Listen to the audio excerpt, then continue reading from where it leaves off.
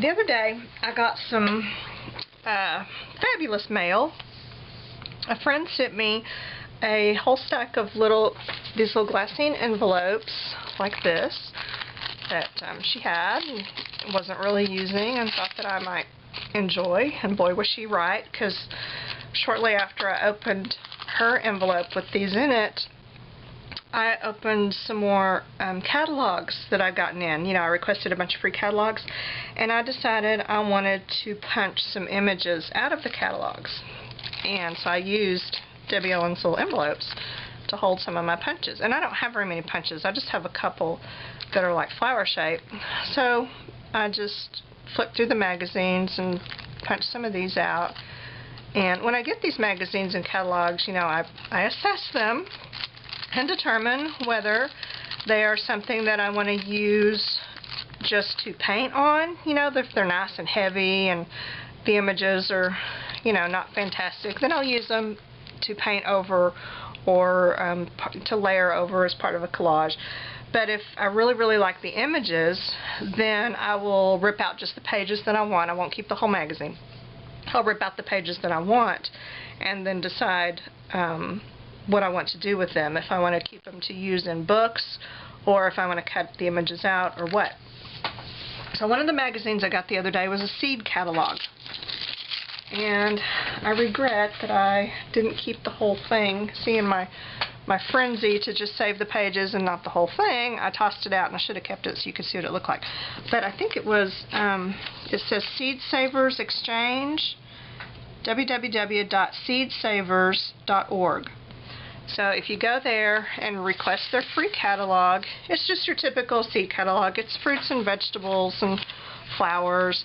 But the cool thing about this particular one is the way the magazine is laid out, because a lot of the pages are laid out very similarly. Like, okay, this one, this one, this one. Do you see how the images are in this grid? The grid is exactly the same size for each one. This makes it so nice because you can stack them together. Then you can use your paper cutter and either cut out the little squares, or you can do like me. What I did was fold them in half like that, and then I used this punch. This is one of those where, you know, it's got 3 different settings, and I put it on that one, and I used it to punch these out. If you fold it like this and you punch, see, you're getting all of these plus those. So, you know, one punch gets you lots of images, and the way this is laid out makes it nice and easy to do that. But I used my punched out a whole bunch of fruit and veggie. I guess they're like a little medallion shape. This, and it just has all kinds of pretty colors, you know, a lot of orange, red, orange, and green, and quite a bit of purple, and I've used a whole bunch of them, but and for this particular thing, color really doesn't matter. What I did with these, I made some flowers, and I know I'm not a huge flower person. You probably haven't seen me putting a lot of flowers on things, and I don't, mainly because after a while they all start looking the same. And right now, it's a lot of the flowers that I see, they all look exactly the same. And, you know, which makes the projects look kind of the same. And I don't want that. I want a different look. So, this is kind of a good solution for that if you want something different. Because look at these little flowers. Aren't they fun? Huh? And I made them out of these. And you know how to make these. I'm probably not teaching you anything that you don't already know, because this is a typical paper flower, you know, stack them up, poke a hole in the middle, and squinch them up. That's all there is to it. But the difference may be that maybe you haven't thought about using this type of paper before, and then some of the embellishments may be a little different than what you're used to. So I'll tell you what I did, and you know, for smaller flowers, you don't need, I think I used about 7 little medallions, and if you don't have a punch, you can cut these out freehand, because they don't have to be perfect. You can run the whole sheet, magazine sheet, through your Cricut cutter and use that to cut a circle shape, or if you have a Sizzix die or whatever, you know, it doesn't matter. Just use what you have. Just get a sort of circle shape and get a stack. I think I used about 7 for these.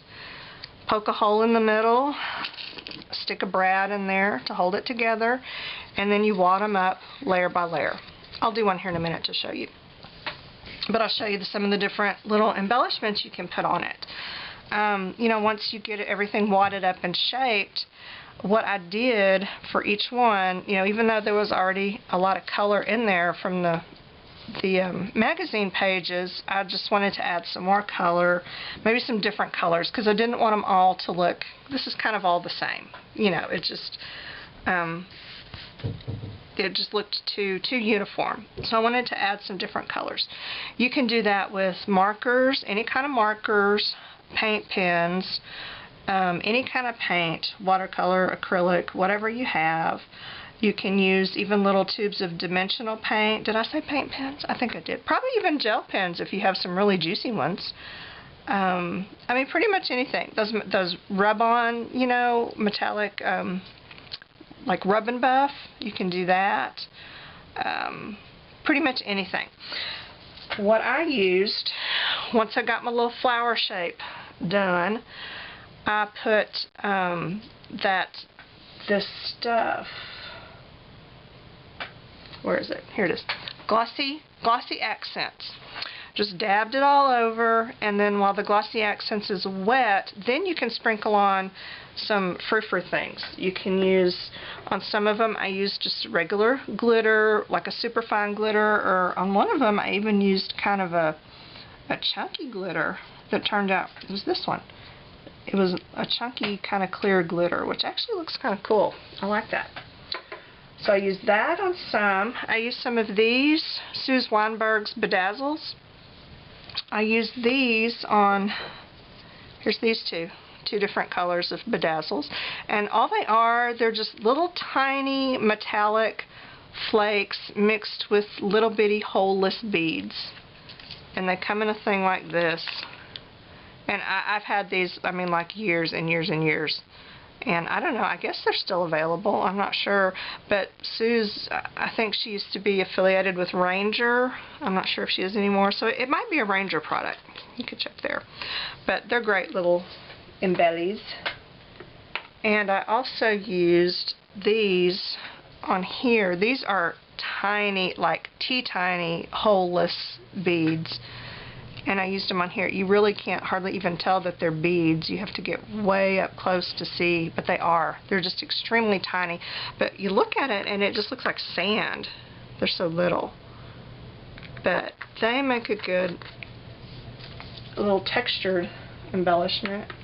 And then I also used on a couple of them this one and maybe this one, and I know you probably can't see. I'll try to put some pictures at the end. But because it's all reflective and metallic, but I used a powder, like a powdered pigment on those. When the Glossy Accents was still wet, I just brushed on a little bit of powdered, you know, like a pearly stuff. And actually this is what I used.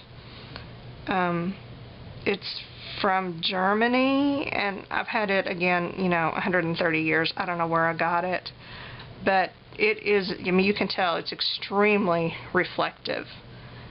And I like these because a lot of the powdered pigments that you buy now, they're great. They're non-toxic. Some are cosmetic grade. I mean, you could practically eat them and not have any problems. But these ones like this that are, yeah, okay, they're a little more toxic.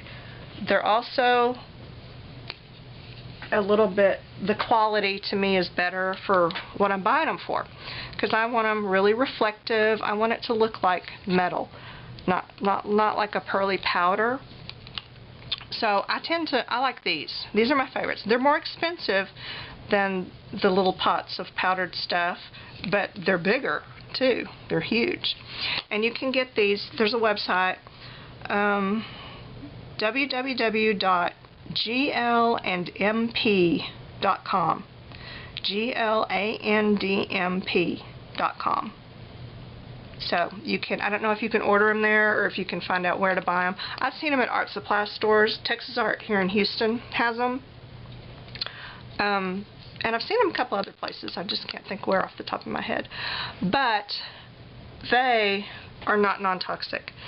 In fact, this one talks about how, you know, you need to wear protective mask and gloves, and it says aluminum powders are an explosive hazard. Mixed in small quantities in well ventilated areas only. So this has actual metal in it, which is why it's not non-toxic. It's got ground up metal in it, but that's why it's so reflective and shiny and awesome. And evidently it can explode in your craft room. So there you go.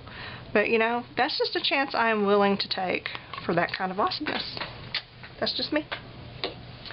So anyway, that's how you can embellish your little flowers.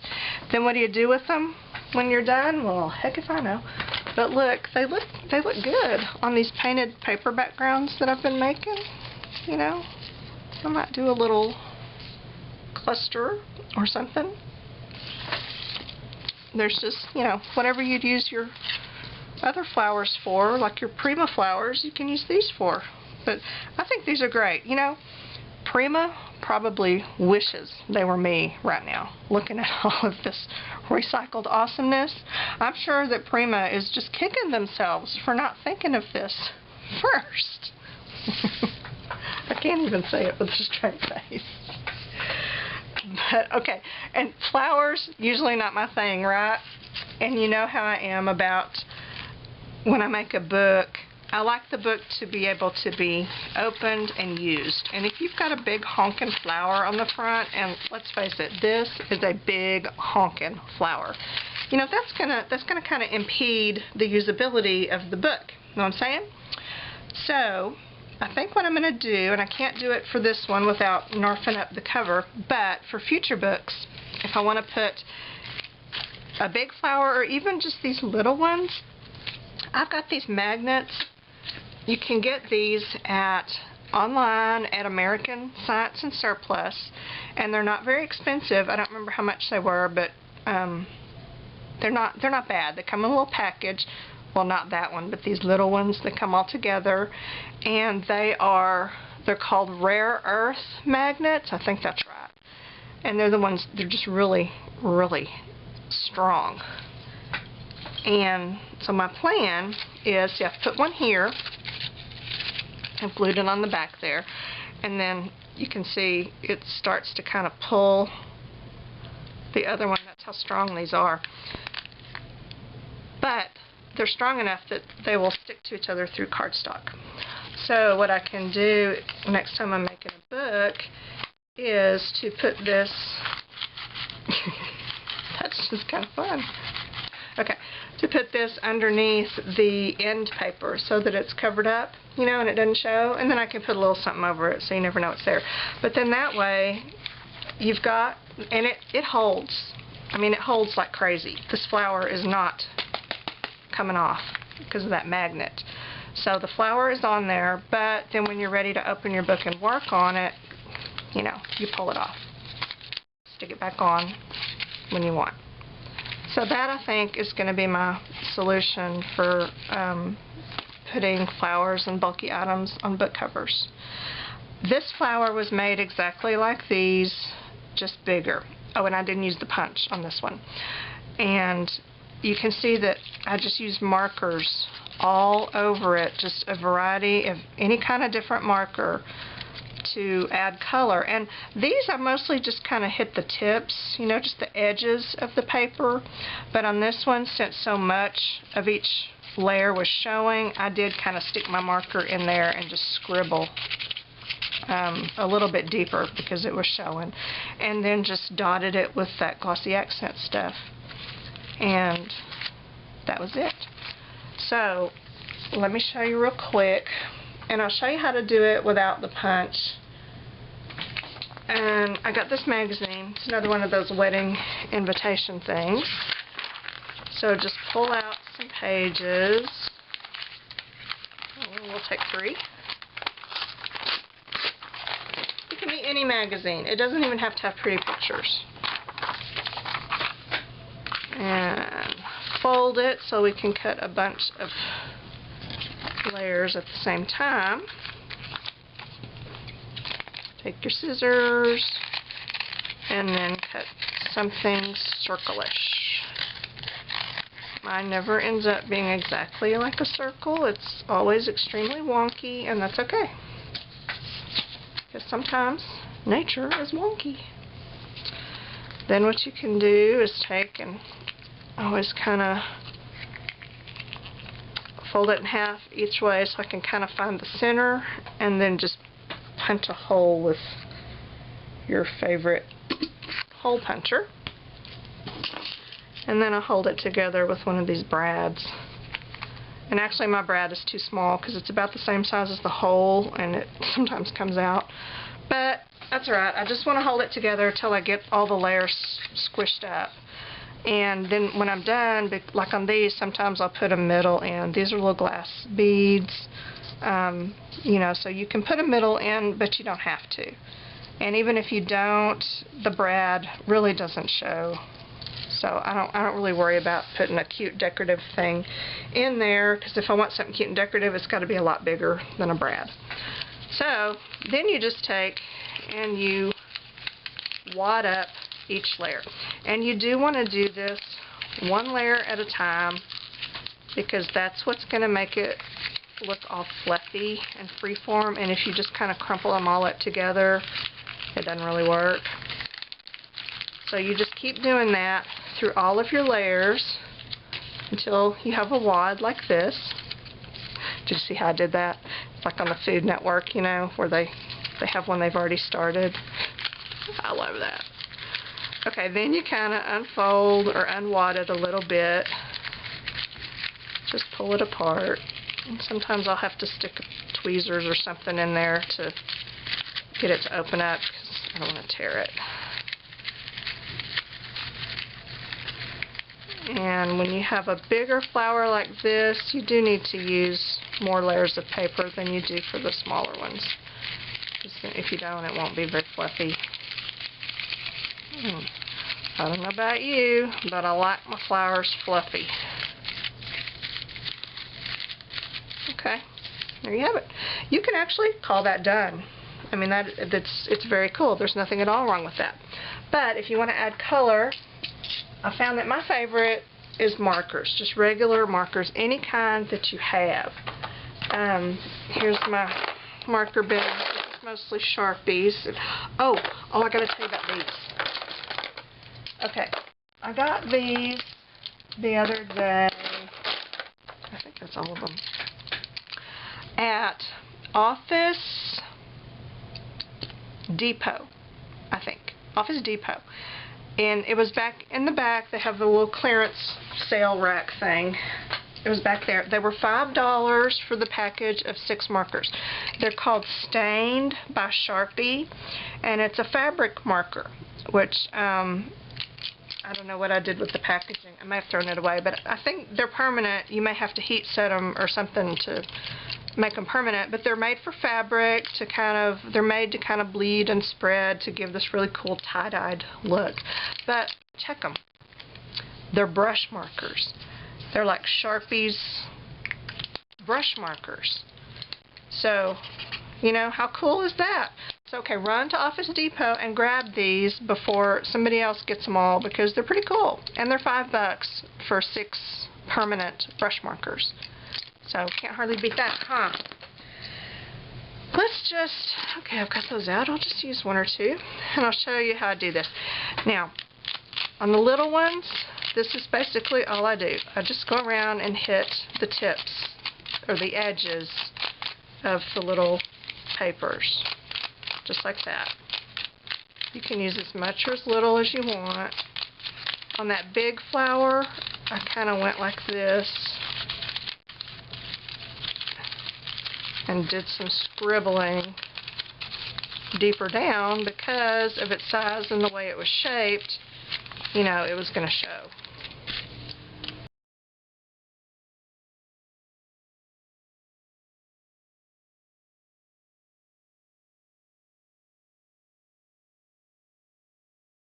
And I'm just going to keep adding really kind of random colors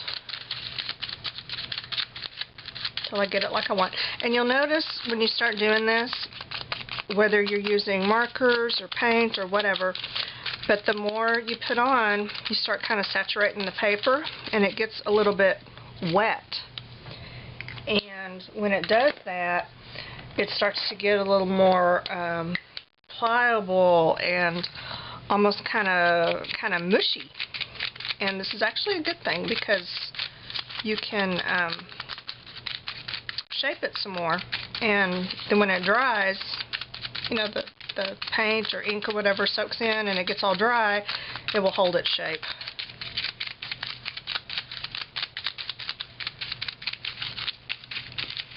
So I think this is probably good enough, don't you think? Yeah, we got color going on, and just kind of proof that. And again, you can call that done if you want, because that's just a darn pretty flower right there, don't you think? I do. Or you can go in and add some Glossy Accents, and what I usually do is just kind of dab it on the edges randomly here and there. You know, I don't use a whole lot. If you want to, you know, you can use more. You can use a brush and get in between the layers and kind of glossy out the whole thing if you like, but I like this. Just hit the edges. Just to add a little bit of reflection. And then how about some of our toxic exploding powder.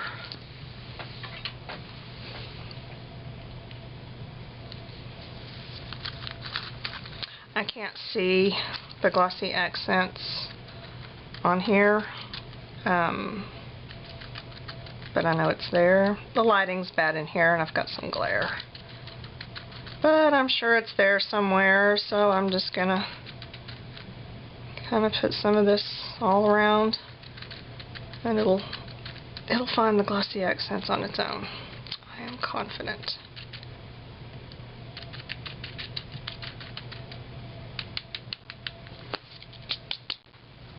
Okay.